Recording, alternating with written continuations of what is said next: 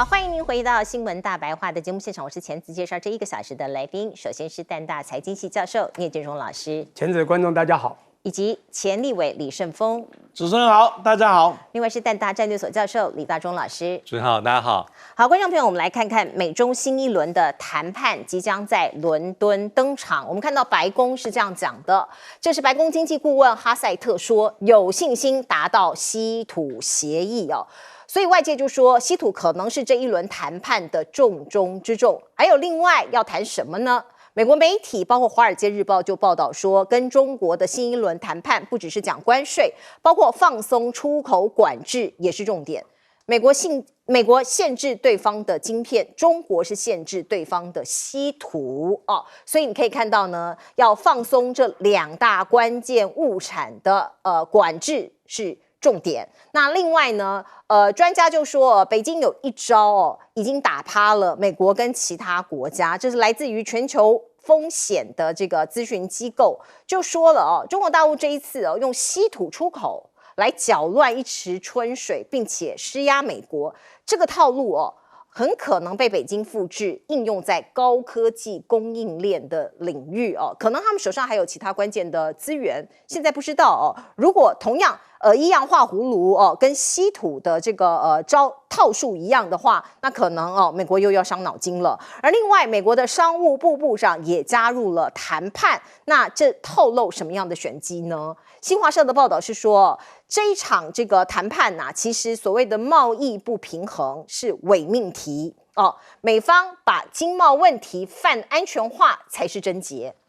那大家也都知道呢，关税哦，或者是其他的这个可能只是武器哦，它的目的哦，从来都不是这个所谓的安全啦哦，或者所谓的这个关税。那另外我们看到习近平哦，据说啦哦，在6月5号那一场2个人的通话里头，他有对川普提出一些警告，说是不要让鹰派哦，对华的鹰派破坏中美的关系。那我们看到，这是华府的智库学者孙运就讲哦，中国向川普传递的信息是管住你的鹰派哦，这个责任是在最高的领导人，也就是川普身上哦。如果你想要保持美中之间有良好的关系的话，就不要让你的内阁成员肆意推动那些疯狂的想法。那到底谁是鹰派呢？可能不止一位啦。可是这一次啊，即将在英国的第2轮谈判里头，美方新增加的商务部部长卢特尼克就被视为是对华鹰派的人士，所以那个男人加入了美谈判的这个队伍，那关税施压恐怕是没完没了了吗？哦，这是外界的一些看法哦，跟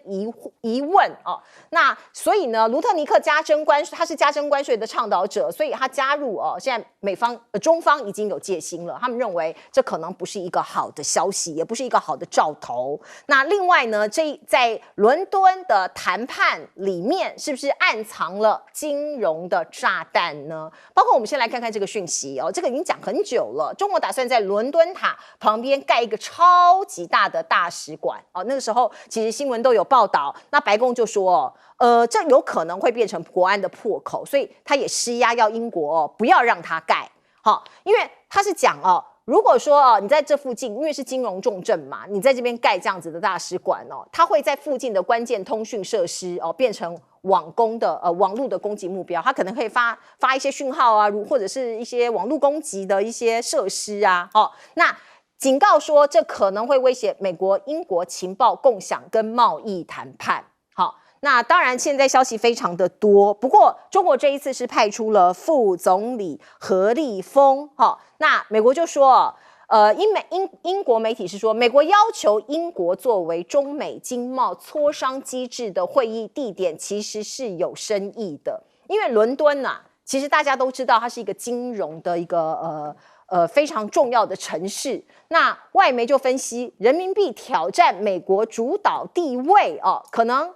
有一些金融角力的意味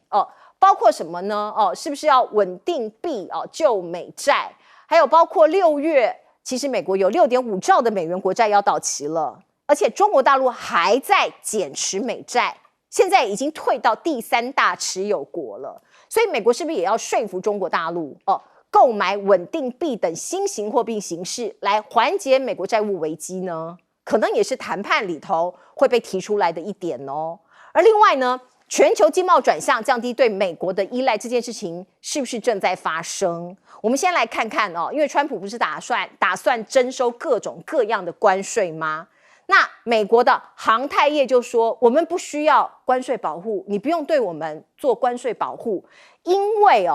美国其实航太业过去70多年来已经享有可观的贸易顺差了。你看他卖飞机，他卖这些这个可能某一些是军工复合体给全世界，他赚了很多钱呐。你现在如果把这些飞机零件也征税的话，那他倒霉啊。所以他们说不用，我们不用关税保护。好，那另外呢，澳洲的贸易部长就说，因为美国这个不合理的关税，所以我们寻求跟其他国家加强贸易关系。好，那要降低对美国的依赖。所以现在这个是全世界的主流吗？大家要降低对美国的依赖，所以你看到现实生活就会变成这样。在洛杉矶的港口，货运量暴跌，工人没有工作可以做，一片冷清清啊！所以川普的关税政策反复不定，美国经济现在有3大风险，包括失业率升高、消费支出趋缓，大家不敢用钱，还有金融市场的震撼。来，请教聂老师。OK， 我想你刚刚讲最后这个，我先讲一下，就是我想任何一个国家对美国，它大概是有2个这个倾向，一个呢就是美国。我觉得你可以带领这个整个世界的发展，那我觉得你可以稳定国际的时候，我一定配合你。可是当你打出了关税，损害了全世界的经贸往来的时候，从现实面考量，当然美国自己是在现实面的回力球，让它自己产生的产能动能、消费动能，甚至金融市场的动荡。刚刚讲的3个问题，其他的国家一样要为了维护他们自己国家的生存利益，当然也就会在不管在贸易往来或者在生存上呢，会去跟别的国家呢做贸易。这是我刚刚听到最后这一块哈。不过我现在拉回来讲这个第一个，我觉得还是一直这个迟迟不决的这个最重要的一个东西叫做交易。那这个呢看起来是一个政治的外交，但是看起来又是一个商业的交易，也就是中国、美国这2边的拉锯。那我觉得这个拉锯非常有趣啊，这是完全是一个我们知道交易是一个双向的哈。基本上呢，你要2边都好，就是川普所用了个字叫 reciprocal， 叫互惠。可是呢，你会发现这2国都不是在互惠，都在互卡了哈。但是那你卡我，我卡你。当然，这川普经过了1.0版，其实中国受过了训练，也学习到了。所以你刚刚讲的说，中国现在可能做得更绝了，也就是说，他们这次打出了一个牌，叫做奉陪到底嘛哈。不管是什么样形式的战争，然后他就讲了以牙还牙了。这个以牙还牙，你就会发现。当这个1.0版只听过晶片的时候呢，是美国呢这个逼宫这个逼夺人，造成这个中国呢，其实在晶片上它的科技上的确受到制压，就发现到这个关键材料这么多的关键材料，尤其稀土是中国能够从储物量、产量到它的加工力都这么强，他这时候发觉他手边有很棒的王牌和筹码了。这时候呢，这2边谈起来就不是这样咯。那我们再谈一下国际贸易，其实就是2大类嘛，就是说。当一个国家就是 deficit 的赤字的时候，其实通常用的就是一个国际的贸易障碍来救自己哈。出口的部分呢，就是出口补贴；进口部分就是一个最主要就是关税，还有就是限额。但是你可以通称叫做关税啊，其实关税是个概念，叫做 trade barrier， 就是贸易障碍。但是现在你会发现，现在光打这个只是解这个缓不济急的所谓的你有赤字啊，你需要一点钱这样的一个救济，就是美国要做的。可是你发现美国在做之前1.0版是。贸易战的外表其实背后是科技战，这是一样的。你不管叫关税战贸易是一样的概念，关税战贸易战的后面还是科技嘛？科技里面就是科技 support 军事、航太等等所有的东西。当然这里面只要相关的，像现在讲的晶片和稀土2边，就是一个非常明显叫非关税战。所以你就会发现这个很重要，它就是这2边都拿出一个筹码，它都把它出口管制。那过去是完全一面倒的，美国出口管制就用晶片。他就把它武器化了，各位可以去回想一下，美国用了多少杀手钳，301方案或者什么经济国际经济这个紧急法案，都在这个克住中国。可是中国现在以牙还牙也来了，所以他的杀手钳就是用稀土开始跟你还省，然后甚至呢跟你在民用地方都抠，那军用的地方那更小心了，所以让这个川普呢有点受不了，所以呢一下讲好话，一下讲坏话，因此这2边都做出了最大的所谓的非关税，就是非贸易障碍的所谓的出口的武器化。这时候呢，我觉得呢还要玩下去呢，当然答案很清楚，就是每一次谈判都是形而上而下面是不是表面是虚的，实质上又能做多少？我觉得都还在拉锯，也就是我能给你多少，你要给我多少。所以他们现在互有筹码的时候，这两边就更难谈了。当然也每一次都会有一点结果，但每一次都不会有完全的结果，也就是会一直走下去。这实在非常有趣哈。那你刚刚讲到这个债券的部分，说实在，这个会使我回想到哈，在2011年从金融海啸到欧债危机时候。中国呢，从外汇存底1兆、2兆、3兆到2011年是3兆，2014年4兆，在3兆的时候，他成立了华美华欧基金，当时就在伦敦，就是现在他不是在 Tower of London 嘛，伦敦塔桥开会，他甚至想把他大使馆建筑在他的 bank area， 在金融区，他就靠，因为我是伦敦导游啦哈，我对那个地点很熟。那不管怎么说，他当时说我们可以再资助一些，就是我们成立华欧基金来资助你们的时候，很多国家都拍手。说中国今天能够从穷到富开始支援我们，大家就鼓掌。这一次呢又到这个开会，所以中国在伦敦开会是有点底气的哦。所以这次开会，我觉得中国可能也会拿到一些筹码。来，李老师，这样子哦，这个有没有注意？为什么在瑞士开？因为何立峰要到瑞士。为什么要在伦敦开？因为何立峰要到伦敦。什么时候美国这么样子的被动啊？他可是主场了，我在哪里就在哪里，还不现在我跟着你走，所以从等电话到跟着你走，输赢胜败啊，大概已经可以看得出来。第二个，这一个呢，伦敦大使馆呢，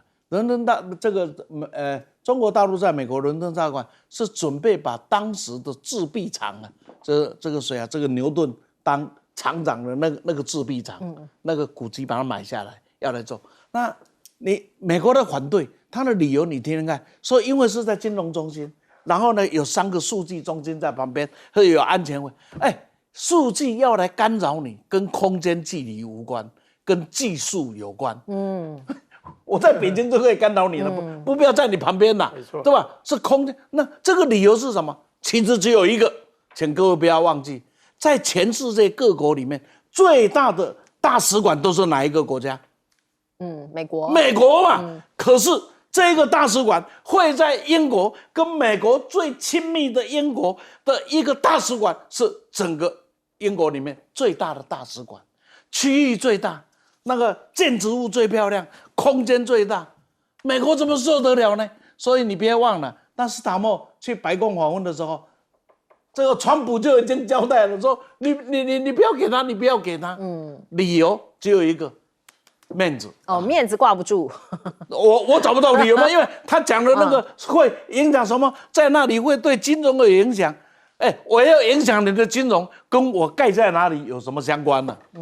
所以呢，这个都是鬼扯淡哦。事实上，天下呢苦美已久矣啊。那么呢，大家也都找不到什么样好的方法。现在所有美国的一些盟邦的小朋友，现在个个也都蠢蠢欲动啊。不再像以前，美国一声令下，像台湾就跪了，有没有？像台湾这样跪下去的，仅台湾一家，还没找到第2家，而且跪得很彻底耶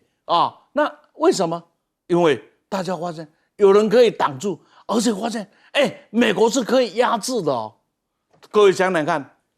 中美的贸易战这不是第一次了，而且在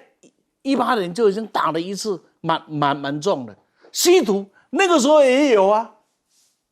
为什么那时候没有拿出来当武器啊？因为不知道怎么用，不知道怎么玩，而且不敢。很多人都不行哦，美国你要是玩这个武器，他处罚你，他回应你会更大哦，你就会吸手。结果发现怎么样子？这一次里面，显然经过了时间的准备之后，终于把稀土这一个武器给它发挥到了极致了。其实还有其他的问题，不只是这一个。因为最重要的，可能下一节我们会提到的，美国正在焦头烂额之中啊。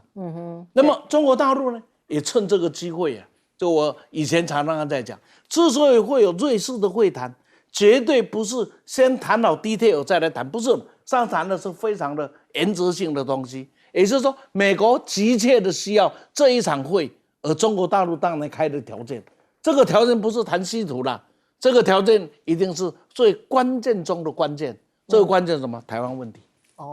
因为美国希望中国大陆能够开放市场嘛，那么一个开放市场的中国大陆，绝对可以跟美国之间有冲突、有争议都没有关系，但不能有会爆炸的隐性。而台湾是一个会爆炸的隐性，所以从这样的角度警告这个什么样子鹰派有道理了。美国也不断的提醒，这一次也提醒了这个什么，这通话里面也提醒了美国不要被台独恶搞了，你们要是被台独这个什么样子收拾了，或者你们运用的台独会变成中美之间最大的冲突。所以台湾问题可能在伦敦的会谈上面会被搬上台面吗？大中老师，因为其实媒体已经有一些猜测哈，大概有几个议题一定会谈，那至于其他就要看状况啊。第一个是关税一定谈，稀土会谈，出口管制会谈，美债跟汇率有可能会谈。那其他有些像我看媒体有提到说，中国学生签证，我觉得几率不大，因为主要是这次的对谈的官员，但何立峰加上美国这三角都对。包括 ESTR 格里尔啊，然后当然也包括之前的这个贝森特，那再加上卢特尼克，所以基本上这3个人所负责的领域，大概就是出口管制，因为这个是这个商务部要做的事情，然后还有包括关税一定，然后稀土，我觉得这几个会。至于台湾，我觉得几率会比较低一些。台湾什么时候会？就像是6月5号，两个人。这王介王通电话的时候，我觉得说有，我100%相信。即便是从事后华府或是川普的这个社群媒体未必会提到台湾议题，但我相信，假设我是习近平，我一定会在这个场合里面谈到台湾议题，然后有一些立场的重申。但是在这个6月8号马上就要举行伦敦会谈，我觉得几率会低一些，因为主要是官员的执掌是不同的。但这一次对比于5月12号在瑞士的这个第一次的这个贸易谈判，我觉得会慢慢进入到深水区，因为就是这个见正道真枪，很多议题就要去相互的妥协让步。就像刚才所特别提到，很明显从这2个月开始，大家会突然很认真的见识到说，中国大陆利用稀土来作为谈判筹码。我看到刚才这个纸卡上特别提到，这就是武器化，而且就是你来我往啊，这是以牙还牙，以眼还眼。因为从川普1.0到拜登到现在，一般来说，感觉美国的优势比较多，在谈判里面，大概就是透过一些科技，透过一些联盟，或透过一些外交的压力，逼迫中国大陆让步。但是稀土其实很明白，这2-3年其实中国大陆是有备而来。怎么说？因为从2023年，如果大家回顾一下新闻，中国大陆就对镓跟锗跟半导体跟汽车有关的祭出出口管制。那去年年底稀土的出口管制条例出土，所以我觉得为了今年川普上任之后，美中第2阶段的这个贸易谈判关税战，其实中国大陆运用稀土成为一个最有效的反制武器，它已经准备很久了。那马上明天可以见到一些初步的成果。我们看到昨天这一幕有人就在猜测川普可能心不在焉，还是怎么回事呢？来看看他昨天登上这空军1号飞机，地点在 New Jersey。他突然滑了一跤你看到他已经高龄79岁了，尽管他身体看起来很好，不过这么滑了一跤大家还是捏了一把冷汗。不过比较有趣的是，跟在他后头的这个国务卿Rubio也滑了一跤，同样在这个登机的这个梯子上面滑一跤过去还有拜登，所以有人就说这空军1号的梯子到底发生什么事情呢？大家走上去都会跌倒。好，这是一个插曲不过我们来看看现在美国的加州真的是烽火连天我讲的是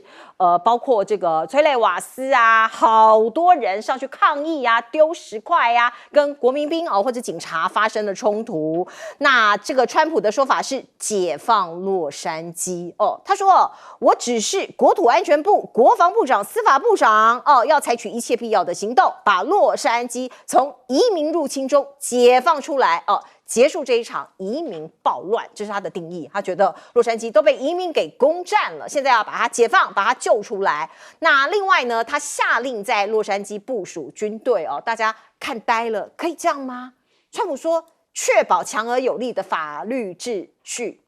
他引用的是这个包括一些这个法源叫做动乱法那我们看到呢，川普说这个洛城要派国民兵是要保护移民官员，因为很多人发出质疑嘛，他说没有啦，我们要对付这些抗议者，我是要保护这些移民署的官员那这个让而不是要让国民兵执法。可是你看到这个暴动到第3天警方可射弹可以射击，而且500名的海军陆战队待命部署，光是这几个字你看了就心惊胆跳那我们看到呢，国民兵是步枪已经上了弹夹那我刚刚讲准备部署陆战队，所以 CNN 的记者就观察到了像是这样子的 M4 步枪啊都有配备，而且步枪都装上了弹夹显示里头可能都已经填满了子弹所以像这样子的一些讯息出来，的的确确让当地人觉得很惊慌那全美国人包括民主党的支持者，当然都齐齐以为不可。那我们来看看这个画面，请导播让我们看。这是远景发射这个把从人潮控制弹药来驱散示威人潮，进而转向封锁的101号高速公路的双向车道，导致101号公路以及110号高速公路交汇处交通严重的中断。透过我们的画面，你可以看到这个地方真的是乱糟糟的那有很多的抗议者走上街头他们抗议这个川普强烈的用这么这个高强度的一个不管是武力、警力或者是军力要来驱逐这些非法移民所以很多人都上街头来抗议。那另外我们看到这个抗议活动还有人录到这一段。这是来自于这个当地第7频道电视台发布的一段影片，说是一架直升机降落在帕拉蒙附近的国土安全部办公室，然后呢，很多人有看到有人在卸载一箱又一箱、数十箱的弹药，还有非致命型的武器，而且呢，可以从箱子的侧面看到上面有贴易燃标签的坦克。所以就会觉得哇，美国要发生内战了吗？这个感觉上有一点紧张了所以川普到底是在杀鸡儆猴，还是在作秀还是他有什么样的打算？像是他就说抗议活动因为出现了很多这样蒙面的人有些人是戴口罩，所以他说未来呢不允许你在抗议活动中佩戴口罩。那像这一位仁兄他就是把脸蒙起来的人他去参与包括海关跟移民署的突袭之后朝着这些执法人员投石块破坏公物我们也请导播让我们看一下这个画面。结果呢，有联邦的远警受伤了，所以 FBI 立刻把他列入头号通缉犯的名单，而且悬赏高达5万美元来征求线索。所以你可以看到，美国现在至少在加州这个地方草木皆兵这个跟我们过去认识的美国相距甚远。而另外我们看到川普疑似这个影射洛杉矶的示威者拿钱办事说他们是拿钱办事的暴动者，所以很多人也被激怒了，你知道吗？他等于是跟自己的国民来宣战。那边境沙皇霍曼更说如果有一些移民这个执法人员的行动，如果你要干预要干预他，我会逮捕加州州长纽森跟洛杉矶市长巴斯。纽森就很生气呢因为他算是这个民主党的政治明星，他就说你来抓我霍曼知道哪里可以找到我，所以可以看到像这样子的一个政治上的对立这非常可怕，从民间到官方都一样。而另外我们看到洛杉矶的杀鸡儆猴政治秀，川普为什么要派兵你看到这些国民兵那这个加州州长就说这是刻意的要制造一场危机，洛杉矶的居民说是一场秀闹剧那我们再来看看包括川马的翻脸大秀，分手擂台现在演到哪里了？两个人看起来好像和缓了一下，可是我们看到过去一段时间几个月不是有一个扳倒特斯拉的活动吗？很多人去这个打这个特斯拉的总部还有车可是看起来活动没有停还在继续那最近马斯克的星链卫星接连坠落，这个是俄罗斯的媒体共青团真理报报道说这个 NASA 已经在调查了，说是从2020年开始当然卫星会掉，可能技术性的原因，可是过去可能掉个2颗 OK 的，2022年掉了78颗，感觉有点多，2022年掉99颗，2023年掉88颗，好，他觉得这个有点太多了，所以据说现在 NASA 在调查，觉得奇怪。来请教这个李委员，是这样子来看看呢，我想不久以后，加州这个会出现一个新阴谋论，这个而且川普的性格出现的几率，我觉得蛮高。加州之所以成这样子，就是纽森纵容的结果，是民主党出钱，然后来制造的社会动乱，否则他没有办法为他去这合理化的解释，因为现在看得出来。我们大概美国都曾经去过，晓得这个加州的101跟110这2个是非常非常重要的2条高速公路啊。那这个里面所暴露出来的将会是一个内战。你可以看看啊，他上任来他要做的3件事情，一个是关税，现在搞得焦头烂额，简直不知道怎么收场。第二个呢，就是这个效率部啊要去裁减。整个联邦政府的开支，结果裁到现在啊，也裁不下去了，而且裁的人被裁掉了，那么也不知道该怎么来收场。第3个，现在唯一可以以大欺小真的以强凌弱，就是对付移民，因为移民是弱势嘛。对。然后政府的公权力下去，事实上，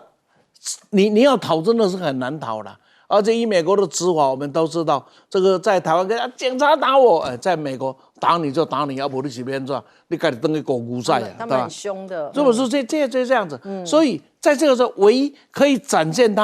我是认真的在执行我的政策的，而且我真的做给你看的，就是在移民这件事上。那刚好又碰到的是加州，那这个加州里面呢，又有一个纽森跟民主党可以作为他的代罪羔羊啊。所以各位可以看到这个事情，因为他很多荒腔走板的演出。第一个，比如说这一次派出所谓国民警卫队，我们讲的国民军，这是1965年以来总统没有经过州长的同意，或是州的要申请，就直接由联邦政府直接派下去了。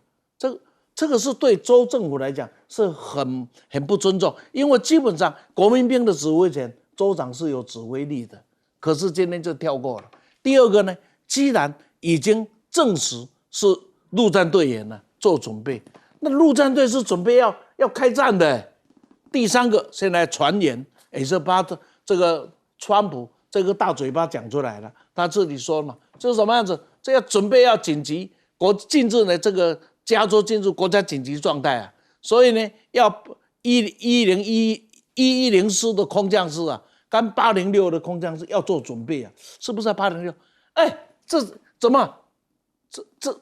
这哪里是政报啊？这是打仗这一点就准备要打内战哪里是政报？而且我刚刚来的时候看了一个消息，不晓得是真有没有确定，是大陆新华社的记者传闻中弹，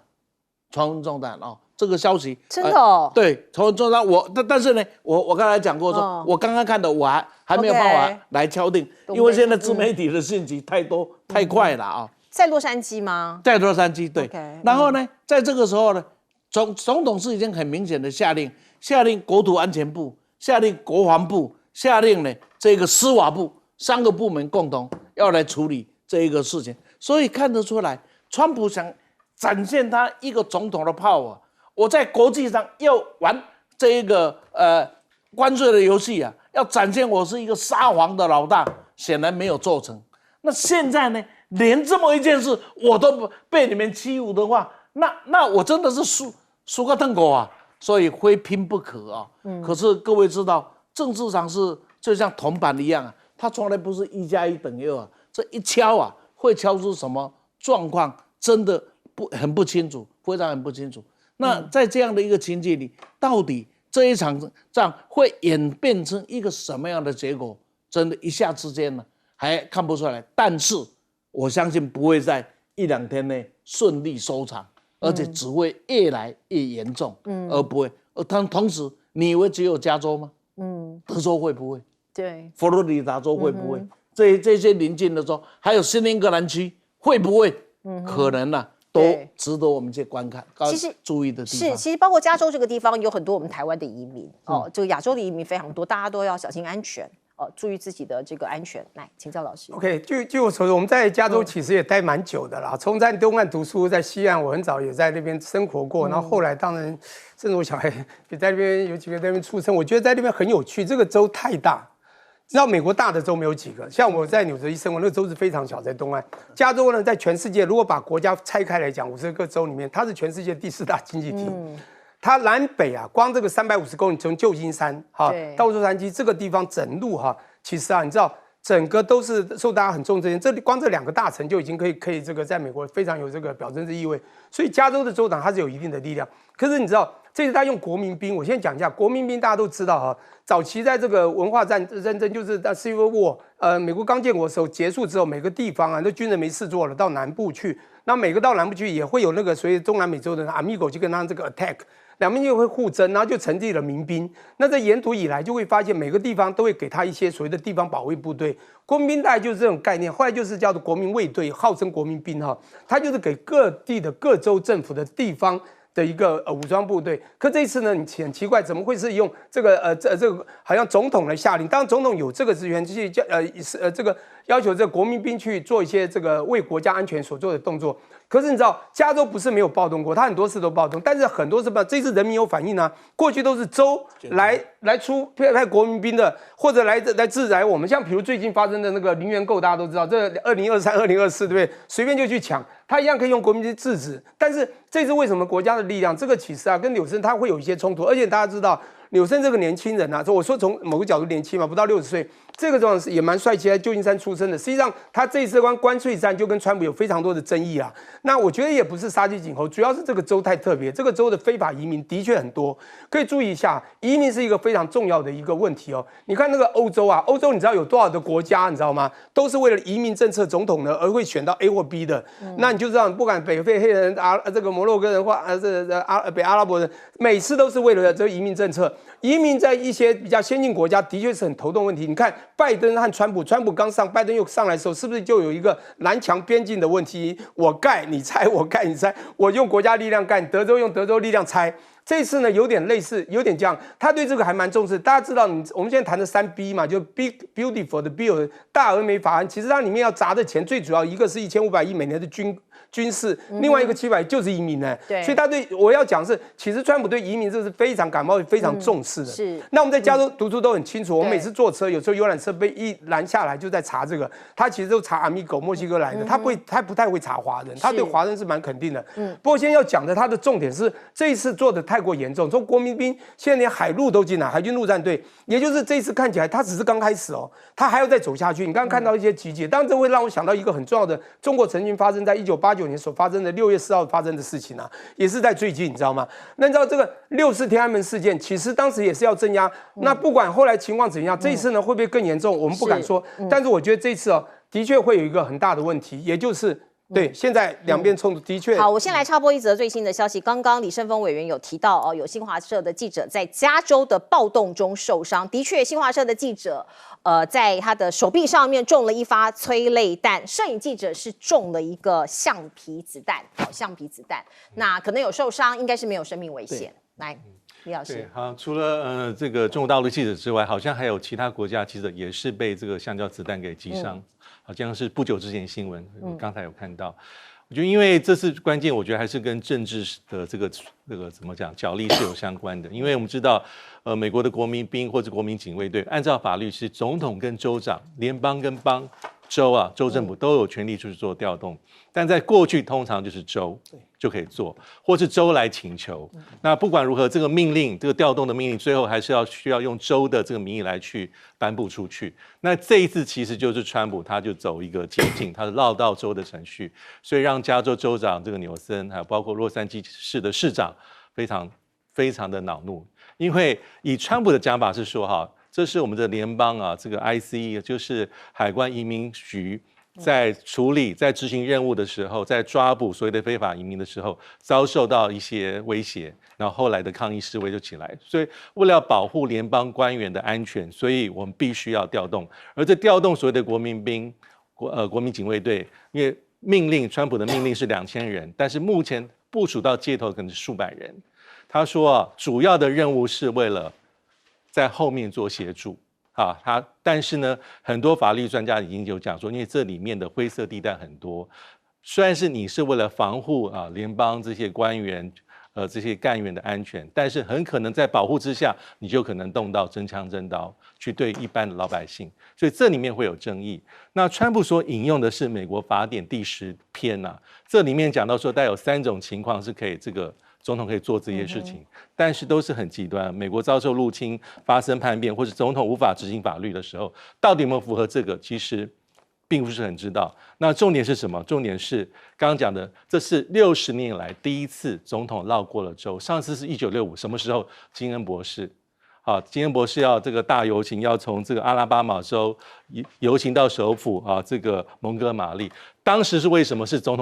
任总统直接动用到这命令，因为州长本来是说我要出动国民兵保护他们安全，但州长后来反悔，所以3任就那我就直接调动。但是距离上是60年前，我觉得后面还是跟川普跟这个民主党的一些政治上的一些意见不同，角力是直接相关。对，所以这个法令的适法性如何，现在可能都还不知道哦。那另外，我们再来看看中国大陆第6代战机歼36，现在正面照曝光。你看到呢，这个叫做 War Zone 哦，它的是一个媒体哦，军事的媒体，它就分析说，跟歼20来比较，歼36具有较大的武器舱配置。更长、更深的武器舱，甚至可以透过加挂空对空武器创造优势，加大对美军战机的威胁性。所以中国大陆解放军不断的在秀肌肉哦，更多更新的武器。还有呢，你看到它突破了第2岛链，中国的辽宁号现踪在南鸟岛近海，一度进入了日本的专属经济海域。所以你看到日本其实非常紧张。因为他们其实一直在密切的注意中国大陆的这些航母那辽宁号回马枪现身在日本的南鸟岛这里呢，隐藏远洋投射潜在的战略意义，包括解放军航舰编队海上运动、补给维持能力之外，还有展示中国海军远洋投射能力这点是非常重要的那当然，日本的官房长官林芳正就已经提出一个抗议所谓的交涉说中国大陆它的航母活动范围已经扩大到我的经济海域，所以他提出了交涉，并且他说会做好警戒日本对这个方面是非常非常敏感的。那中国大陆的外交部呢也有回应，他说这一切都符合国际法规那这是两国之间的一些外交上面的一个攻跟防。那另外我们看到中国兵分多路，是在警告美国吗？我们刚刚提到了突破第2岛链来到了日本的经济海域，那中国大陆刚好这么巧就有一艘船在南海的中业岛附近搁浅，菲律宾也很紧张为什么？因为中业岛就是现在菲律宾占领的地方嘛那也有一些领海上面的一些争议所以菲律宾的海军跟海岸防卫队现在高度紧张。那这个欧盟也有他的事他也跟这个菲律宾手牵手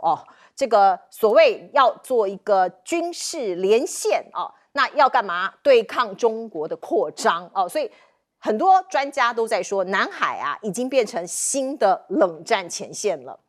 我们看到这是菲律宾跟欧盟，他们正式启动安全跟国防对话的机制，开启双边史上第一次制度化的国防合作。因为过去其实欧盟不太会到亚洲这个地方来现在开始越来越深入了所以有一些这个专家就说这凸显了西方围堵中国扩张策略中的关键角色，讲的是菲律宾。那菲律宾大家都会认为他在军事上其实没那么强，可是各国都要拉拢他把他抓在身边呢，一起做互相的军事的联盟跟协定日本也一样，他跟菲律宾签订了军事协定日菲互准部队登陆演训，围堵中国所以中国现在被各方来做一个围堵。可是呢，中国大陆也有好朋友包括我们可能过去一段时间觉得说他跟俄罗斯不错，他跟北韩不错，可是现在有一个文件出来了，说是密件说俄罗斯的情报高层讲这个被拦截下来说中国是敌人，这是来自于纽约时报的报道。他说有一份说是俄罗斯联邦安全局的内部机密文件揭露了他们对北京有很深的猜忌啊。那文件是俄国情报高层把中国视为敌人。那文件的撰写时间推测大概是2023年到2024年年初。文件说，中国情报人员正在利用矿业公司和大学研究中心作为掩护，在北极地区进行间谍活动。所以大国之间有合作，可是也有互相的防堵。来，请教李老师。蜜饯蛮好吃的，蜜饯，那就是蜜饯，你把它当蜜饯就好了。所以这个是谁放的消息不知道，对吧？反正这听听吧，因为这是个国际大局，不会因为这么一个小东西会做改变的。因为今天中俄两国的关系，事实上那么深的恩怨情仇，今天变成的背靠背散布轰顶，就是美国把它促成的嘛。这个不会一个东西去做改变，导致从南海我们要注意一件事情，菲律宾在南海唯一的价值是因为它的地缘位置，它没有力量，但是它有地理位置。可是另外一个地理位置蛮好的叫印尼，但是印尼呢显然没有被蛊惑起来。还有一个蛮好的叫越南，也没有被美国蛊惑起来。越南是想但不太敢，因为他所得到的那些岛屿啊，现在大陆基本上采取一种，既然你占了，我大概也不跟你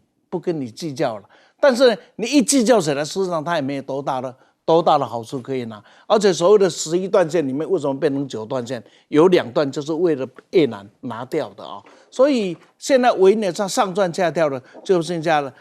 这个菲律宾。菲律宾的总统的就任呢，跟他的政策会有很大的一个转变。所以菲律宾的少在那里玩了，就如同台湾要注意的一件事情。我们各位可以看到，假若台湾海峡被内海化了，那么所有的冲过的船只，那我就从东岸走就可以了嘛，不会影响东北亚的贸易格局。但是南海假如某种程度变成美国的加勒比海的话，那这个大家压力可就大了。对美国来讲，失去了台海不会失去它全球的战略地位，但失去了南海，它所谓全球的霸业那个海军呢，有跟没有就差不多一样了。因此，各位有没有想过一件事？为了美国的利益，甚至为了整个的西方的利益，会不会拿南海来跟台海做交换？我承认了南海的台海的内海化，同时就让自由航行权在南海有更广阔的空间，会不会呢？我觉得台湾要好好深思。对，这个还是不得不防。这不是，而且我认为发生的几率很大，已经越来越高了。那再过来呢？现在整个的这个出现了辽宁号啊，事实上辽宁号讲起来是把它翻修了一个训练船，当时界定为这个作为训练船，但是训练船的战斗力加上它的护卫啊，所谓的航母战斗群的战斗力，现在蛮强。不管是055、052啊，这些合起来的战斗力真的是蛮强的，而且它的这个怎么样子呢？它的本身的电子作战力也蛮强。那这一个的巡航的活动，2件事在第一个告诉了外部势力，尤其是告诉了日本，也美国，那什么事情？我有能力在你的背后安下我的庄子，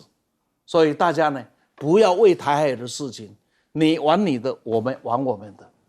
这种警告的意味绝对是非常非常强。第二个也警告了台独，不要去期待这些人会来帮你，你要等他来，我已经在他的门口已经挡在那里了，你还要等什么呢？不要像川普等呀，他等了等不人了，那就很难过。好，我们先进一下广告。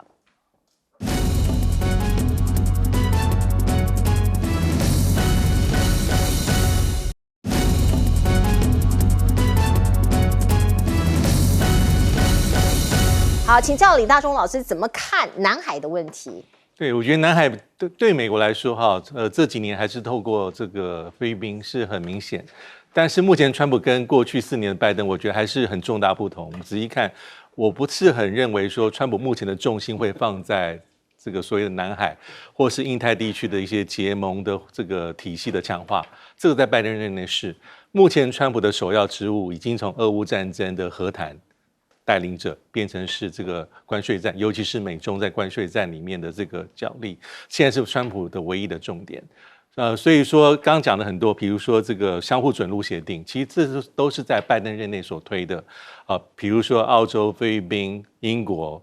还有像是这个日本，相互准入的意思是说，两个国家的部队相互进入对方的领土里面做联合演训的时候，你人员的进出、武器弹药进出会有一些便利的方式，或者是说有一些在演习期间有一些法律的一些侵犯违背的时候，用什么方法处理，这是相互准入协定，这些都还不是川普任内所推动的。那最后我还是要提一下这个，俄罗斯会不会视中国大陆为敌人？我应该这样讲。再好的国家都会互相防范，比如说五眼联盟，这么的盎格鲁撒克逊，会不会有一些利益的完全一致呢？我不觉得。英美是我们国际关系里面特别定义的特殊的这种关系，英国跟美国会不会互相做情报的刺探？除了分享之外，我觉得会。那俄罗斯跟中国大陆其实已经是他们在外交上大概是定义的最高层级，因为中国大陆常在外交讲说。官方讲说这个结伴不结盟，但是其实基本上是一个联盟的这个态势。那我们知道这个联盟态势被中国大陆定位为是这个新时代全面的战略协作伙伴关系。刚才李老师也特别提到，在俄乌战争之后更加的紧密跟连结。那至于会有这个新闻的跑出来，我觉得也不足为奇。我们看一下去年前年，当俄罗斯跟北韩领导者互访的时候，我们有没有看到一个新闻的走向是，俄罗斯跟北韩关系紧密，好像中国大陆会被摆到一边哦。是类似这样的一些国际的一些分析角度一直都有。那这一次有这样的一些评论跟一些分析，我不是很意外。我会认为说有潜在的隐忧，因为他们的关系的巩固是从90年代中期之后到现在，但以目前而言，我觉得没有分裂的本钱，因为是唇亡齿寒，对俄中关系而言。是。好，我们进一下广告。